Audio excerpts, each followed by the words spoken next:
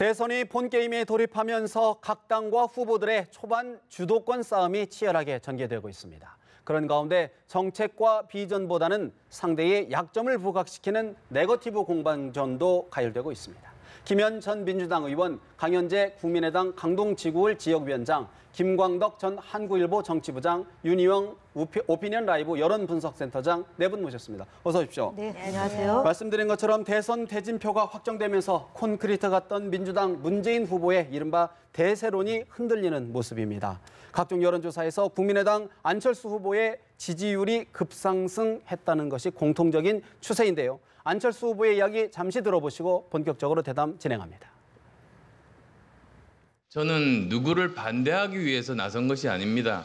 지금은 이미 정치인들이 정치판을 주도하는 그런 시대가 아닙니다. 어떤 형태로 구도가 짜여지고 어떤 후보가 나서더라도 지금 시대가 요구하는 그 역사의 흐름에 따라 국민들이 집단지성을 발휘해서 결론을 내려주신다고 저는 믿습니다. 국민의당 안철수 대통령 후보 어떤 형태의 구도가 짜여지더라도 국민들이 집단 지성의 힘을 발휘할 것이다라고 예상을 했습니다. 김 부장님, 지금 사실 이제 대선 초반 판세가 좀 급격하게 요동치고 있다라는 게 현재의 진단인 것 같은데 어떻게 분석하고 계신지요? 네, 올 들어서 한 석 달 동안 문재인 전 대표의 대세론이 계속 확고하게 유지되어 왔는데 지금 각 당의 후보를 4월 초에 이제 완료하지 않았습니까? 그래서 오자 구도로 이제 출발을 하게 됐습니다. 레이스가 출발하게 되는데 이 과정에서 최근 며칠 사이에 급격한 지지율의 출렁거림이 있고 있습니다. 지금 현재 일단 안철수 전 대표의 급상승, 안철수 후보의 지지율 급상승이라는 게 이제 특징인데 그러다 보니까 지금 어떤 상황이 벌어지고 있냐면 오자를 놓고 대결을 조사했을 때. 는 문재인 전 대표가 조금은 앞서고 있어요. 제가 보니까 대체로 여론조사 기관이 최근 한 대여섯 개가 나왔는데 한 3 내지 한 8% 가량으로 문재인 후보가 앞서고 있고. 그런데 양자 대결이라고 하는 거는 현재 없는 겁니다만 가상 대결로 양자를 가상했을 때의 대결을 넣었을 때 보면은 안철수 전 대표가 이기는 게 훨씬 더 많은 것 쪽으로. 지금 화면으로 오자 대결 구도 현재의 대선 후보를 상정한 대결 구도에서는 이제 문재인 후보가 좀 앞서는 것으로 나오고 있죠. 한 문재인 대표가 어떤 3 내지 8% 가량 앞서는 포인트 가량 앞서는 게 많고요. 양자 대결.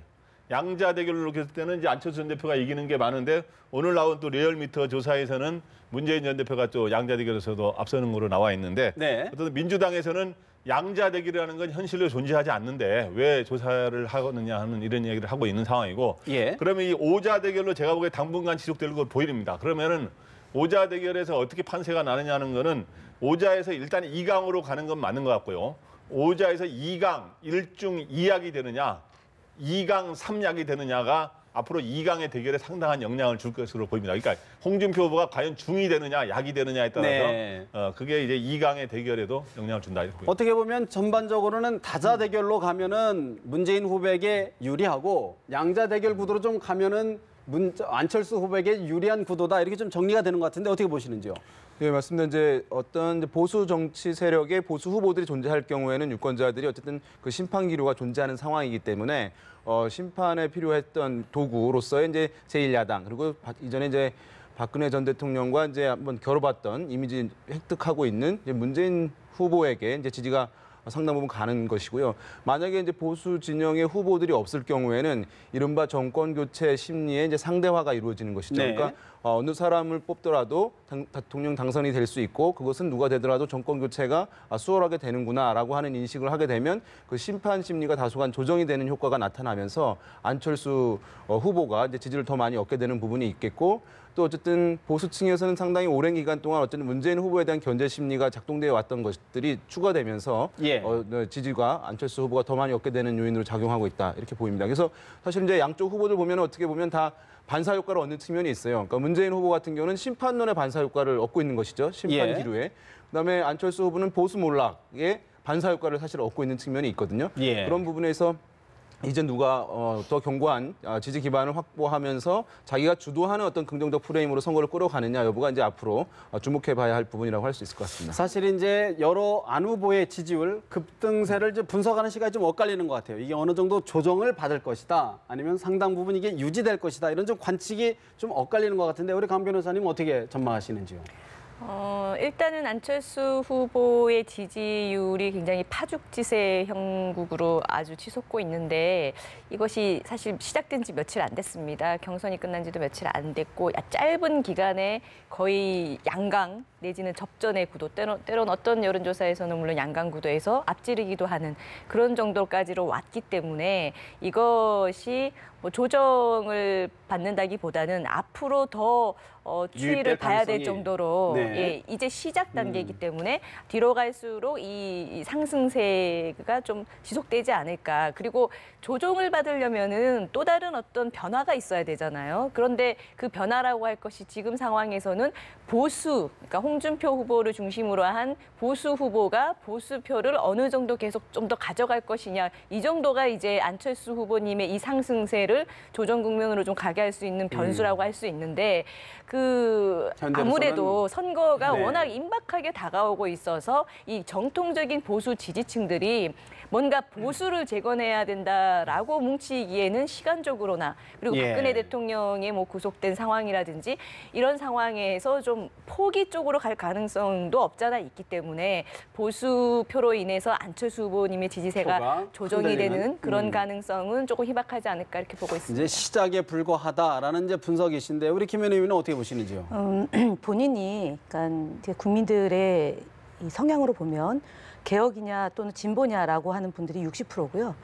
보수다라고 얘기하는 분들이 40%거든요. 그 지금의 여론조사 수치를 보면 그러니까 안철수 후보의 지지율이 25%에서 30%대가 되는 거고요. 그다음에 문 후보의 지지율이 35%대였는데 저희도 이제 경선을 치르면서 40%대 안정적 그게 기조가 유지가 되고 있거든요. 네. 그러면 결과적으로 보면 우리 사회의 전체 국민의 성향, 그러니까 6대 4로 본다 그러면 안철수 후보의 지지율은 최고치에 달했다. 저는 그렇게 보고요. 근본적으로 지금 이제 보수층이 아무리 약화된다 하더라도 기본적으로 25에서 30%를 가져가기 때문에 예. 나머지 이제 안철수 후보와 문재인 후보의 그 지지도가 이제 거기서 양분될 수 있다고 보고요. 실제로 지난 대선에서 2012년 대선에서 박근혜 후보가 51%, 그다음에 예. 문재인 후보가 48%, 108만 표로 차이가 났지 않습니까? 3% 차이인데 지금 3%에서 8%라고 얘기하면 8%의 지지도의 차이라고 친다면 200만 표 차이입니다. 이건 네. 어마어마한 차이기 때문에 지금 뭐 일반적으로 총선에서의 3%나 8% 차이를 차이가 근소하다라고 얘기할 수 있겠지만 대선에서의 3%의 차이는 100만 표가 넘어가고 8%가 넘어간다는 얘기는 200만 표 차이가 나는 겁니다. 그래서 30일 앞둔 이 대선 국면에서 문재인 후보의 대세론이 꺾였다라고 얘기하는 것은 제가 볼 때는 조금 기우일 과한 것이고요. 해석이다. 안철수 후보가 일시적으로 그 반기문 후보나 아니면은 한교안 후보가 가졌던 그 표를 가져가는 측면이 있다면 뭐 조금 올랐다라고 볼 수 있겠습니다. 아직 보수 표심이 뭉치지 않았다 이런 지적이신데 어떻게 보시는지?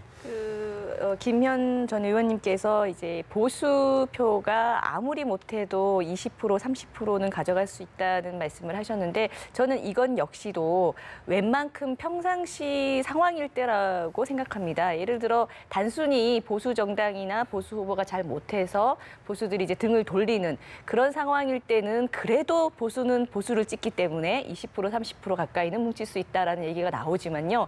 지금 상황은 보수 정권이 무너지고 보수 지지가 몰락한 상황에서 플러스 하나가 더 있어요. 결정적으로. 뭐가 있습니까? 보수가 20%, 30%만 내는데 머무르게 되면 단순히 보수가 무너지는 것을 넘어서서 보수가 싫어하는 후보가 대통령이 된다는 큰 변수가 하나 더 붙어 있는 겁니다. 네. 그러다 보니 지금 이 판에서는 기존에 잘 나오지 않았던 얘기가 나오는 거죠. 보수가 이번엔 최초로 전략적 판단을 하게 된 그런 상황이 된 것입니다. 그래서 이런 더 큰 변수, 보수의 어떤 표심을 결정적으로 네. 뭐 문재인 후보냐 안철수 후보냐를 찍는 그 결정적인 순간에 있어서 가장 그 표심을 자극할 만한 요인이 이미 하나가 더 있기 때문에 과연 뭐 보수표가 또 20% 30% 보수를 찍는 그런 무난한 선택을 할 할지 것이냐? 의문이 드는 거죠. 보수의 전략적 선택이라는 말씀을 하셨는데 김 부장님, 사실 이제 결국은 보수가 될 사람을 지원할 것이다 이런 말씀인데 어떻게 보시는지요?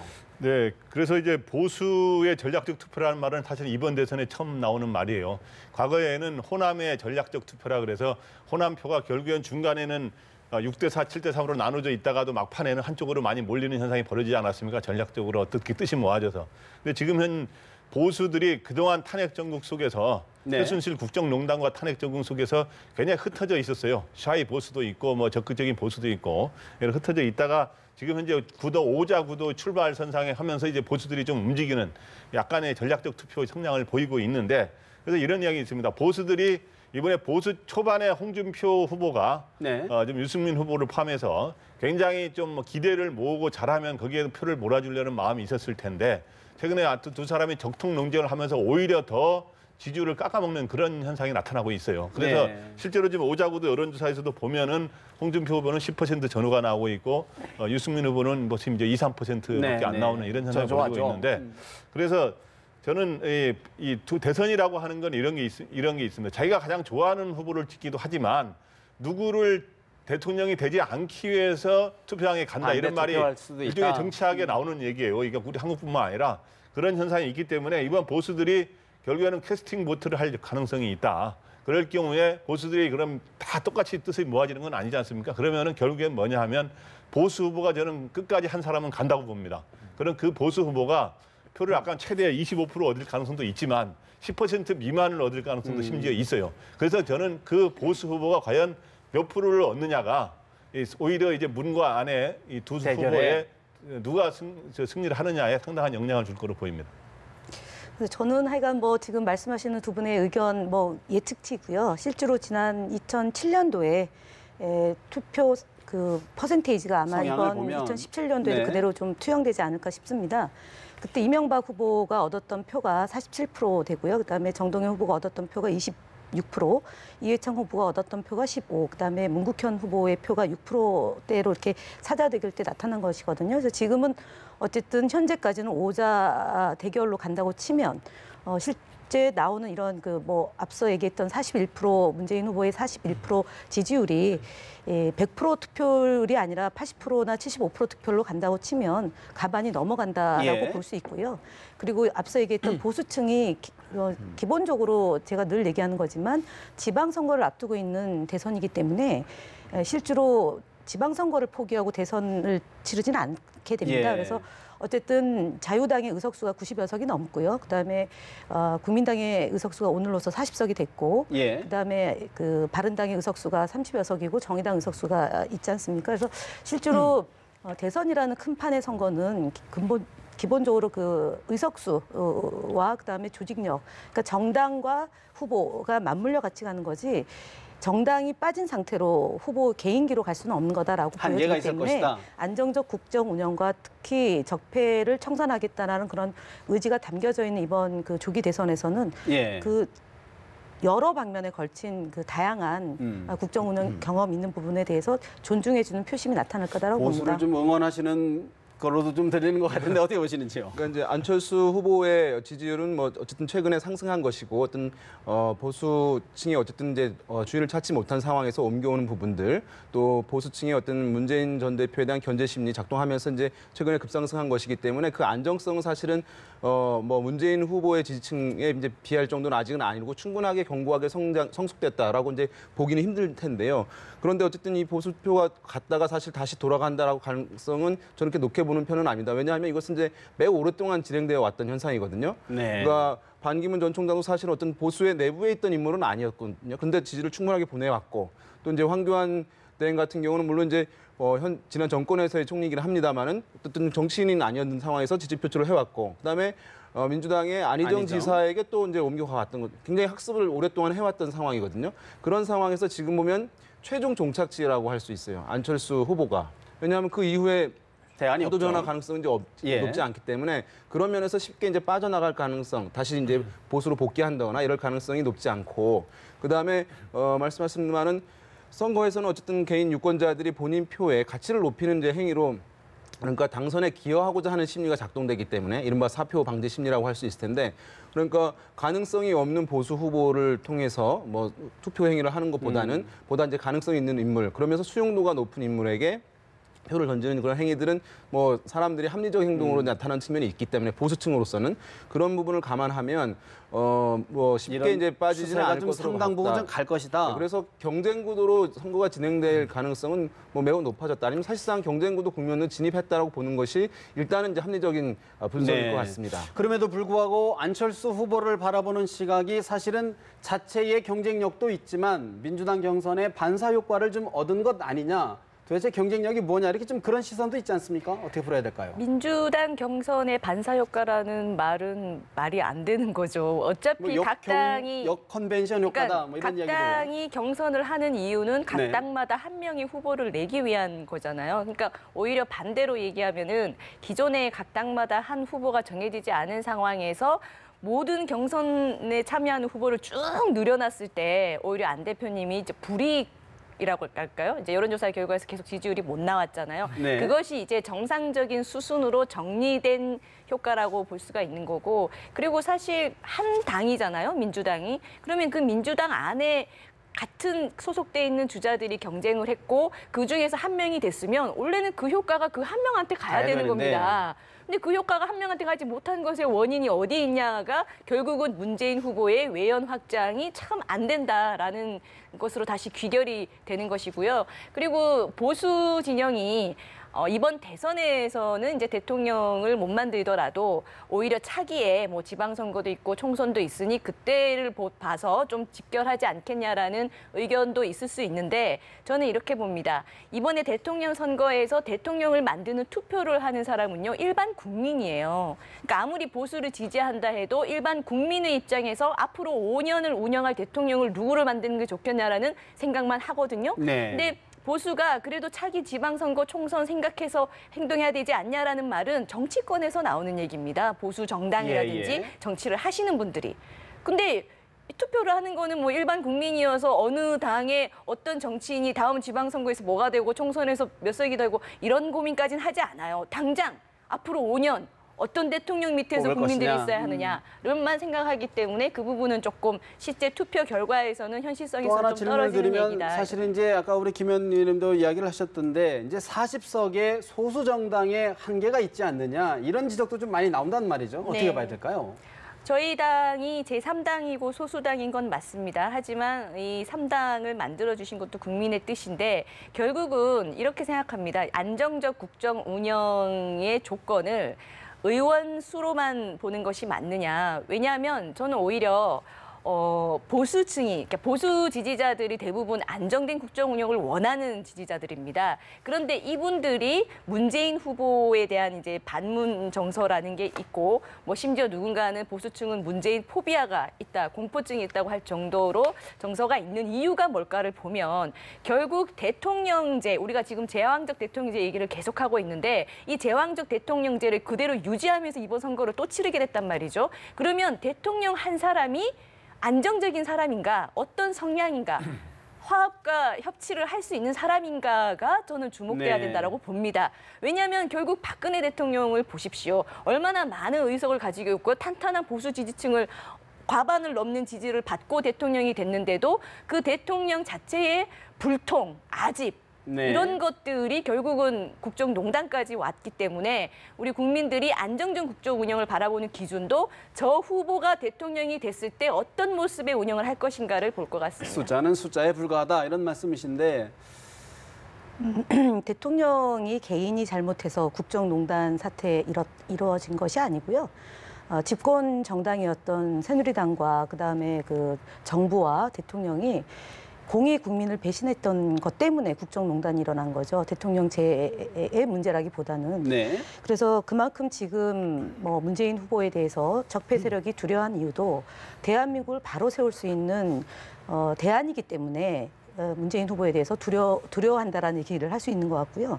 안희정 후보의 지지가 고스란히 문재인 후보에게 왜 안 왔냐라고 얘기하지만 실 돌이켜보면 저희가 경선 과정에서 안희정 후보를 지지하는 분들이 충청권도 있었고 반기문을 지지했던 전 총장을 지지했던 분들도 일정하게 좀 있었던 거고요. 그다음에 국민의당에서도 안희정 후보를 지지하러 뭐 투표 네. 선거인단에 모집하자라는 그런 캠페인도 있었던 것은 사실이지 않습니까? 제가 말씀드린 건 뭐냐면 반사 효과가 없었다. 온전하게 안철수 후보의 지지도라고 얘기를 한다면 그것은 수치상으로 맞지 않은 얘기라고 볼 수 있죠. 왜냐하면 저희가 그 안희정 후보나 이재명 후보를 지지했던 분들은 한쪽으로는 좀 개혁적인 성향을 띄웠던 분들이 이재명 후보를 지지했던 거고 또 중도에 있었던 분들이 안희정 후보를 지지했던 겁니다. 그래서 예. 이 부분 중에 반수는 이제 문재인 후보의 참여를 했지만 그렇지 않은 지지도가 안철수 후보에게 간 것은 객관적 수치상으로 드러난 거라고 저는 볼 수 있고요. 특히 지금 저희가 뭐 214만 명의 선거인단을 통해서 저희가 경선 후보를 선출한 거 아닙니까? 네. 그 214만 명은 기존에 저희 그 더불어민주당을 지지했던 분도 있지만 박근혜 전 대통령의 국정 운영에 실망해서 예. 바른정당이거나 자유당에 소속되어 있는 분들도 참여했던 것이 밝혀져 있기 때문에 저는 그런 변동이 있다라고 볼 수 예. 있을 것 같습니다. 저는 그 요번에 이제 지지율이 안철수 전 후보의 지지율 상승과 이 구도 변화 이런 출렁거림을 보면서 어떤 생각이 드냐면 제가 92년 대선 때부터 취재를 해왔는데 후보가 선출되자마자 그러니까 막판에 경선 과정에서 안철수 전 대표의 지지율이 좀 상승하긴 했습니다만은 후보가 결정되자마자 지지율이 10% 중반대에서 이 30% 중반까지 이렇게 뛰어오르는 15 내지 20%가량이 포인트가량 뛰어오르는 거는 지금까지 본 적이 없어요. 예. 그러니까 굉장히 2, 3일 내에 단기간에 여기 전문가가 계시지만 단기간에 이렇게 지지율이 급등하는 걸 본 적이 없다는 거는 안철수 전 대표 지지율 상승이 굉장히 파고가 셌다. 그런 걸 예. 보여주는지만 양 측면이 있는 것 같아요. 하나는 아까지만은 그 문재인 전 대표의 지지율은 굉장히 작년에 원래 정부 본래의 지지와 또 탄핵 정국 속에서 계속 지지를 차곡차곡 쌓으면서 싸우는 좀 견고하다 견고한 이거죠? 예. 약간 고체 상태라면 지금 안철수 전 대표의 지지 상태는 약간 플루이드 액체 상태라고 볼 수 있다 이거죠. 그거를 이제 비판하는 사람들이 이제 거품이라고 하는 일부 거품이라는 말도 있는데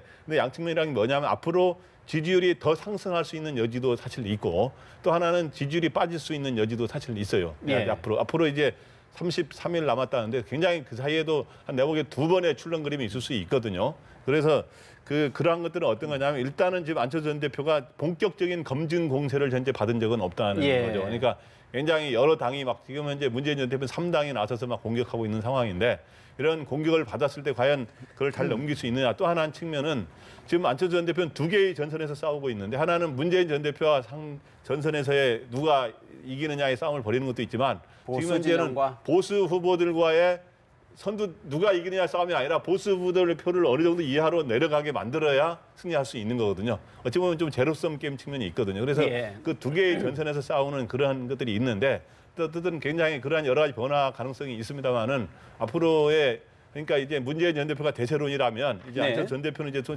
대안론이라는 거로 이제 또 새로 나오고 있지 않습니까? 그러니까 윤 그래서 국장님 좀 이제 질문을 좀 드리면 이제 지켜볼 이게 국민의당이 이제 소수 정당이라는 한계 이 부분을 좀 계속 이제 이슈가 될 부분인 것 같은데 어떻게 보시는지요? 일단 지금 이제 문재인 후보 측에서는 적폐청산 얘기하고 있지 않습니까? 그것은 이제 심판론과 사실 본질적으로 같은 얘기예요. 그런데 아까 말씀드렸지만 박 전 대통령의 구속으로 심판 심리가 다소 이제 조정이 된 것이거든요. 그런 상황에서 이제 심판론으로만 끌고 가기에는 환경이 다소 바뀐 상황이기 때문에 새로운 프레임에 대한 이제 고민, 또 새로운 부분을 이제 부각하는 것에 대한 고민이 이제 필요할 것은 보이는데 그것은 경쟁 후보와의 어쨌든 차별화, 차이점을 부각하는 것인데 그것이 이제 아마도 이제 말씀하신 대로 국민의당은 이제 의석수가 40석밖에 안 되기 때문에 좀 더 안정적으로 국정을 운영할 수 있는 정당이 어디 있냐, 어느 세력이냐, 또는 얼마만큼 준비된 역량을 더 많이 가지고 있는 것이 누구냐라고 하는 것들을 통해서 강조함으로써 국민의당 안철수 후보와 차별화를 두려고 하는 전략으로 일정 부분 이동할 가능성이 있거든요. 그런 부분들이 앞으로 아마 문재인 후보 측에서는 그 얘기를 할 가능성은 이제 높다고 보입니다. 사실 이제 이번 선거 초단기로 치러지기 때문에 검증 공세의 칼날이 날카로운 것 같습니다. 특히 문재인 후보 현재로서는 1위 선두에 있다 보니까 여러 가지 공세가 있는데요. 문재인 후보의 취업, 아들의 취업 특혜 등등 주승용 국민의당 원내대표 이야기부터 잠시 들어보시겠습니다. 참여정부 시절 당시 청와대 민정수석실이 노 전 대통령 친사돈의 음주 교통사고 사건을 무마하려 했다는 의혹이 제기되고 있습니다. 당시 민정수석이었던 문재인 후보는 몰랐다면 무능력이고 알았다면 직무유기입니다. 저는 지금 나오는 친인척 교통사고 은폐 그건 아주 단순한 거로 봅니다. 그것보다 더 큰 게 많을 겁니다. 지사직을 아직 유지하고 계셔서 어제도 연설을 굉장히 제한적으로 하셨는데 9일까지는 그래 해야죠. 1년밖에 안 남은 지사 또 보궐선거 하나. 대부분의 사람들은 경남 사람들은 보궐선거 원치 않습니다. 이제 유력한 1위 후보인 문재인 후보에 대한 네거티브가 모든 당에서 집중되고 있다는 점입니다. 심재철 국회 부의장께서 정쟁에 나서셨습니다. 문재인 저격수를 자임하시겠다면 국회 부의장부터 먼저 사퇴하시고 하시는 것이 옳지 않은가. 의장님도 안 계신데 부의장이 정쟁에 나서는 게 과연 온당한 모습이냐 이렇게 지적하고자 합니다. 자유한국당 홍준표 대통령 후보, 민주당 우상호 원내대표의 이야기까지 들어보셨는데요. 김 의원님, 사실 이제 좋게 이야기하면 검증, 또 나쁘게 이야기하면 네거티브 공세다 이런 논란이 있는데 민주당 입장에서는 이게 정치 공세다, 근거 없다 이렇게 이야기하고 있는 거 아니겠습니까? 지금 이제 어저께 문화일보에서 보도를 하고 또 이 문제가 이제 논란이 되고 있는데 사실은 제가 청와대 춘추관장으로 이제 노무현 정부 때 근무를 했었는데요. 2006년도에 이제 저희는 언론에 보도되고 나서 알게 됐던 거고 사실은 2003년도 4월달에 이제 이 일이 있었던 거 아닙니까? 그러니까 정부 이제 초기에 이제 있었던 일인데, 그러니까 말씀드렸다시피 이제 사돈 어른의 문제잖아요. 그러면 그 비서관 노무현 대통령의 사돈의 음주 사고를 가지고 왜 민정수석이 몰랐냐 그때 이렇게 얘기하는데 실제로 이제 그거는 민정비서관 수준에서 처리해야 될 일이기 때문에 처리를 했고 그리고 당시에 이제 그 문제를 관여했던 행정관은 지난해 암투병 하시는 와중에 이제 돌아가셨거든요. 네. 그리고 지금 이제 그때 조사를 받았다 그리고 사건 당사자인 분이 이제 인터뷰를 하고 있는데. 저는 물론 이제 그걸 왜 몰랐냐라고 얘기하는 부분에 대해서 곰곰이 되짚어 보면 그러면 어디까지 알고 어디까지 이제 검증의 대상이냐라는 문제이지 않습니까? 이제 고위공직자는 기준이 이제 5가지 기준이 있고 부동산 투기, 유장 전입, 그다음 논문 표절, 음주운전 그리고 이제 본인의 그런 문제까지 되는 5가지 기준을 갖고 가는 거고 그리고 이제 대통령에 대한 검증을 이제 개인의 친인척 까지 이제 가는 건데 지금은 노무현 정부 때 민정수석 시절에 있었던 일이 2003년도엔 몰랐는데 2006년도에 알게 돼서 엄정하게 대응하라라고까지 얘기했는데 뒤늦게 지금 2017년 현재 시점에서 저것을 특별 취재단을 구성해가지고 문제를 삼는 것은 저는 과도하다라고 봅니다. 과도하다. 네. 어떻게 보시는지요? 선거가 다가오면 특히 대통령 선거라는 큰 선거 앞에서는요. 우리 박근혜 전 대통령의 사례를 봐도 충분한 검증이 필요하다는 거는 다들 아실 거고요. 그리고 이 문재인 후보님 같은 경우에 저는 지금의 이런 이제 의혹 제기들에 대해서는 어찌 보면 당연히 감수하셔야 되는 부분이라고 봅니다. 왜냐하면 세상엔 공짜는 없습니다. 그러니까 아까 반사효과 어디서 얘기가 많이 나왔는데 저는 문재인 후보야말로 2가지 큰 반사효과를 지금 받고 있다고 생각합니다. 정면으로. 첫 번째는 박근혜 정권이 알아서 심하게 무너져줬죠. 그때부터 이제 계속 대선의 1위로 되어 왔던 겁니다. 그러면은 그것을 떠나서 문재인이라는 후보가 정치권에 들어온 이후로 심지어 2012년에 대통령 후보를 이미 하고 나서 지금 또 나오기까지의 4년이란 시간 동안 월등히 1위를 차지할 만한 뭔가가 있었냐를 봤을 때 결국 반사효과인 겁니다. 그리고 2번째 반사효과는 좀 더 근본적으로 가는 것인데 노무현 대통령의 친구, 노무현 대통령의 비서실장, 소위 친노 세력의 효과를 톡톡히 누리는 정치인입니다. 그걸로 대통령 후보 지금 2번째 하고 계신 거거든요. 그렇다면은 노무현 정권 때 민정수석을 맡았을 때 있었던 일에 대한 검증 당연히 받아야 됩니다. 성실하게 저는 답변해야 된다고 생각하고 박근혜 정권 무너졌지만 본인의 정권을 잡아야 할 이유가 어디에 있는가에 대해서도 네. 철저한 토론, 안철수 후보께서 주장한 끝장 토론을 통해서, 왜냐하면 끝장 토론이 왜 필요하냐면요, 우리가 시간이 없기 때문입니다.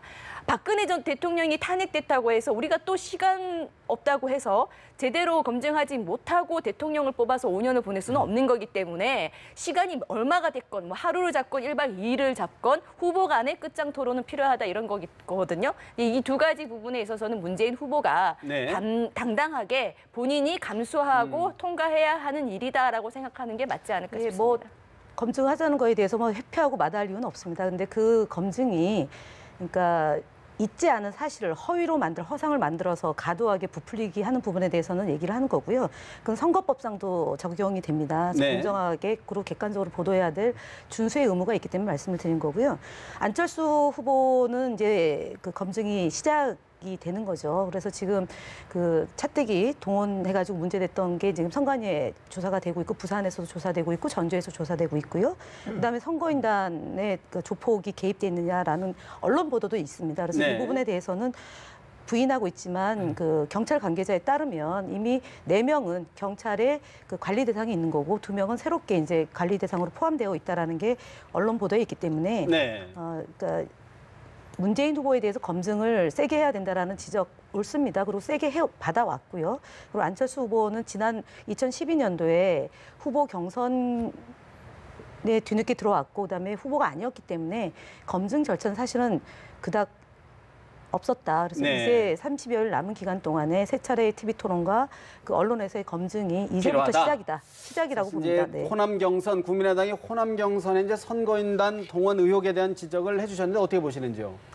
지금 뭐 전남 선거관리위원회가 검찰에 고발까지 한 상황이기 때문에 국민의당 입장에서도 엄중하게 그 조사가 이루어지기를 당연히 바라고요. 뭐 잘못이 있다면 처벌도 돼야 되겠죠. 그런데 또 이렇게 얘기하면 이제 또 네거티브처럼 보일 수는 있는데요. 사실 선거 앞두고 어떤 후보의 잘못이나 어떤 당의 잘못이라는 것은 결국 경중을 비교할 수밖에 없습니다. 100% 깨끗하고 100% 뭐 더러운 일은 없는 거니까요. 그런 차원에서 말씀을 드리면 지금 그 당원도 굉장히 많고 흥행도 굉장히 많이 했다라고 하는 민주당 호남 경선에도 보면은 우석대 버스대기라고 일명 불리는 사건이 있습니다.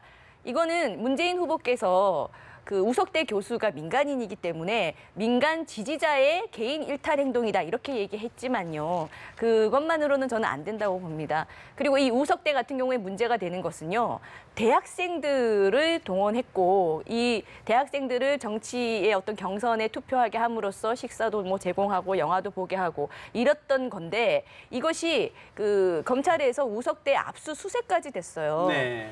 대학 압수수색까지 했다는 것은 검찰이 본격적으로 수사를 착수했고 압수수색이 이제 강제 조사가 들어간 것인데, 이 부분이 언론에 그렇게 크게 나오지가 않았어요. 근데 아무리 민간인 지지자가 그렇게 한 행동이라고 해도 저는 네. 문재인 후보께서 좀 더 정정당당하게 이런 부분들의 불법을 어떻게 할 것인가에 대한 입장도 내놔야 한다고. 두 분의 말씀만 들어봐도 이제 검증 공사가 본격적으로 시작될 것 같다라는 느낌이 드는데, 우리 김 부장님은 어떻게 보시는지요? 두 분 말씀을 들으니까 아주 건전하게 두 양측의 이러한 문제점에 대해서 서로 문제 제기를 하고 대답을 잘 하고 계시는데, 네. 이걸 보면서 좀 느끼는 게, 이번 대선은 조기 대선이다 보니까 그런 한계가 있지만 정책 비전 경쟁이 진짜 너무 잘 안 이루어지고 있다 하는 안타까움이 사실 있어요. 과거에도 정책과 비전에 대한 관심은 좀 적지만 그래도 지난 대선 때 보면 경제 민주화라든가 복지 논쟁이라든가 여러 가지 외교 안보 논쟁이 많이 벌어지는데, 이번엔 그러다 보니까 뭐 대연적 논쟁이라든가 뭐 이런 것들은 있습니다만은 네. 그런 것들이 너무 이제 안 이루어져서 앞으로 이제 TV 토론에서 제대로 이루어지길 하는 바람이 있고요. 그런데 이제 지금 현재는 서로 어찌 보면 네거티브 점증 공세가 본격적으로 이루어지고 있는데, 예. 이 문제에 대해서 이왕 이렇게 제기됐으니 이거에 대해서는 저는 양측에서 해명할 게 있으면 분명하게 그만하자는 식이 아니라 분명하게 해명을 할 건 하고, 왜냐하면 굉장히 내가 보기에 그 문재인 후보 측에 대해서 지금 제기되는 건 크게 두 가지인데, 사돈의 음주 사고, 저는 이제 이것도 있습니다만 이거보다는 저는 그 아들의 그 취업 문제가 이제 더 논란이, 고용정보원 취업 문제가 더 논란이 되고 있거든요. 진위 여부를 떠나서. 네. 이거 있다면 지금 3당이 지금 굉장히 문제 제기를 하고 있습니다만 이거에 대해서 민주당 측에서 분명하게 이건 이러이러해서 이렇게 된 것은 의혹이 없다라고 밝히는 게 저는 필요하다고 보고 네. 또 그다음에 지금 국민의당이 굉장히 컨벤션 효과를 누렸다고 하는 이제 호남 경선하고 또 지금 부산에서 특히 호남에서는 아까 말씀하는 130여 명을 승용차 17대로 이렇게 실어 나르서 한 그거하고 그다음 또 부산 선관위도 또 고발을 했더라고 9명에게 교통 편의와 음식물 제공한 이거에 대해서. 근데 이런 것들이 있었다면 네. 선거라는 거는 단 한 표의 부정도 있어도 안 됩니다. 참고로. 그렇기 때문에 이거에 대해서도 단순하게 누구 개인 차원이라고 해서 넘는 게 아니라 이런 것들도 예. 분명히 사과할 게 있으면 바로 사과하고 이런 또 처벌할 게 있으면 처벌하고 이런 과정을 양측이 하여튼 분명하게 이렇게 해서 넘어가는 게 엄정하게 하다는 취지는 다 동감은 하시는데 또 우리 국민들이 볼 때는 이게 상대 진영을 좀 틀에 가둬놓는 프레임 전쟁 아니냐 이렇게 보시는 분들도 있단 말이죠. 그렇죠. 이제 뭐 우리가 선거 때 사실 국민들이 엄청 바쁘거든요. 그래서 모든 후보들의 어쨌든 뭐 과거 이력이라든가 아니면 비전, 정책들 세부적으로 다 검토해가지고 후보를 뽑을 수가 없으니까 그 후보를 뽑아야 되는 이유 또는 그 경쟁 후보를 뽑지 말아야 되는 이유 하나를 던져줌으로써 국민들이 그것 보고 후보를 이제 판단하게 하는 것들. 이제 그것은 이제 프레임이라고 할 수 있을 텐데 그런 것들은 지금 나오고 있는 것들은 뭐 적폐청산이다, 안철수 후보의 뭐 미래다 본인이 미래다, 또 뭐 다른 후보들은 과거다. 혁신대 반혁신대 이런 것들은 이제 프레임이라고 할 수 있겠고 거기에 이제 덧붙여서 이 네거티브도 이제 어떤 부정적인 인식을 가미시키는 건데요. 이것이 이제 계속해서 가미되면 과거에 이제 이회창 후보 이제 아들 병역 비리 논란들이 이제 있었는데 그것이 네. 계속 이어질 경우 우리가 이제 가랑비에 옷 젖는다는 표현을 실제 캠페인에 쓰거든요. 그런 것들을 제대로 방어해내지 못하면 실제 이제 지지에 뭐 실제적으로 영향을 줄 수밖에 없는데요. 그래서 국민들 후보들 같은 경우에는 좀 네거티브 공세를 당하게 될 경우에 억울한 측면이 있을 수 있어요. 그러나 선거라는 것은 그 팩트에 관한 문제가 아니라 사실일 여부보다도 대중들이 인식하면 그것은 또 하나의 정치적 사실로 변화되는 것이거든요. 예. 그렇기 때문에 그것에 대해서 매우 이제 분명하게 또 단호하게 투명하게 그것을 없는 것도 만들어서 해명해내야지만 그 국면을 벗어날 수 있는 것이거든요. 그것을 예. 단순히 사실이 잘못됐다라고 한다고 하면 그것은 이제 미완성이고 좀 아쉬운 부분이 남을 수밖에 없거든요. 시간이 없어서 짧게 한 가지를 좀 짚고 넘어야 될 것 같은데요. 강 변호사님. 네. 사실 이제 국민의당이 결국에는 지금 안철수 후보가 자강론을 이야기하지만 결국에는 보수 진영의 어떤 연대를 모색하지 않겠느냐는 관측이 계속 나오거든요. 어떻게 보시는지요? 네. 처음에는 사실 그런 얘기가 굉장히 많이 나왔고 당내에서도 연대 필요하지 않느냐 이런 얘기들이 있었는데요. 지금 안철수 후보님의 이 무서울 정도로 올라가는 지지율 때문에 사실은 다자구도에서도 저 정도면 네. 굉장히 접전 상태라고 볼 수가 있고 또 여론조사만으로 해서 저렇게 되는데 사실 보수 성향의 사람들은 여론조사에 응하지 않을 가능성이 높다. 그리고 현재 실제로 이번에 대통령 선거 때 투표를 할 사람을 보면은 4,500만이에요, 유권자가. 50%만 해도 2,200만. 또 4명 중에 1명이 60대 이상. 이런 상황이다 보니까 실제 뚜껑을 열었을 때에는 좀 더 중도 성향에 있는 안철수 후보에게 더 유리한 결과가 나오지 않을까. 이렇게 점쳐지는 상황에서 당내에서도 연대 얘기를 하기가 좀 후보 자체가 네. 자강으로 간다고 했기 때문에 좀 더 가능성이 좀 많이 줄었습니다. 어떻게 보시는지요? 제가 볼 때는 지금 이제 안철수 후보가 이제 40석의 그 정당의 지금 후보이지 않습니까? 그런데 저희 이제 더불어민주당에서 얘기하고 있는 것 중에 하나가 그러면은 적폐 세력과 연대를 할 거냐 아니면 민주당과 이렇게 협력 관계를 유지할 거냐라는 것을 질문을 했는데 국민이 연대를 해줄 거다라는 막연한 말씀을 하고 계십니다. 그래서 예. 그 부분에 대해서도 아마 이후에 명료하게 좀 답변을 해 주셔야 된다고 보고요. 오늘 뭐 가는 토론에서도 그 답변에 대해서 질문에 대한 답변이 모호했기 때문에 그 문제가 아마 검증과 더불어서 이후에 이제 안철수 후보가 네. 분명하고 명료하게 국민들에게 제시를 해야 될 거라고 봅니다. 알겠습니다. 이제 대통령 선거가 33일 남았습니다. 흔들리는 보수의 표심, 최종 투표장에서 어떤 선택을 할지 주목이 됩니다. 오늘 말씀 여기서 줄여야 될 것 같습니다. 네 분 말씀 잘 들었습니다. 말씀 고맙습니다. 감사합니다.